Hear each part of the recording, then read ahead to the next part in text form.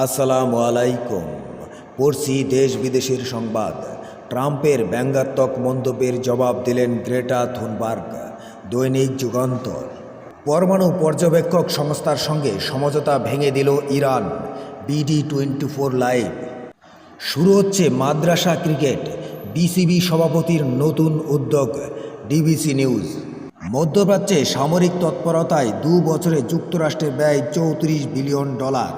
ইসরায়েলেই পেয়েছে $21 বিলিয়ন। আজকের পত্রিকা। ইউনেস্কোর 43তম সাধারণ সম্মেলনের সভাপতি নির্বাচিত হল বাংলাদেশ। চ্যানেল 24। গাজায় লাইভ গণহত্যা চালাচ্ছে Israel. Greta Thunberg. Times bulletin.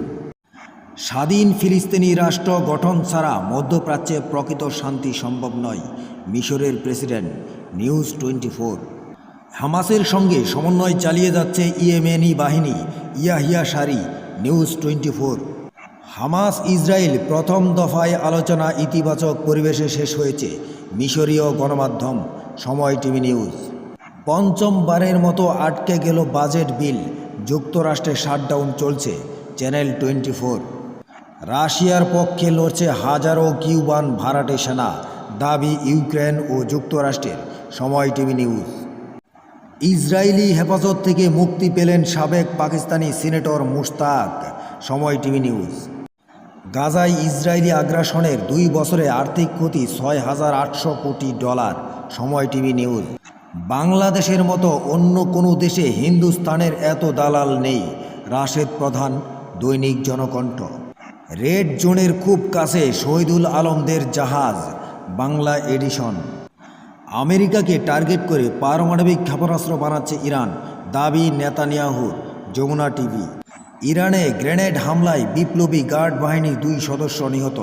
Dhaka post. যেহেতু আমাদের শাপলা প্রতীক পেতে আইনগত কোনো বাধা নেই, তাই আগামী নির্বাচনে এনসিপি শাপলা প্রতীক নিয়েই নির্বাচন করবে, এর বাহিরের অন্য কোনো অপশন নেই। Sarjis Alam, NCP. Independent TV. বাংলাদেশের বাজার হারিয়ে দিশেহারা ভারতের বেনারসি ব্যবসায়ীরা। দৈনিক জনকণ্ঠ। আইসিটিতে কারো বিরুদ্ধে অভিযোগ থাকলে অংশ নেওয়া যাবে না নির্বাচনে। দৈনিক কালবেলা। পরবর্তী ভিডিও পেতে দয়া করে একটু সাবস্ক্রাইব করুন অথবা ফলো দিয়ে সঙ্গে থাকুন। ধন্যবাদ।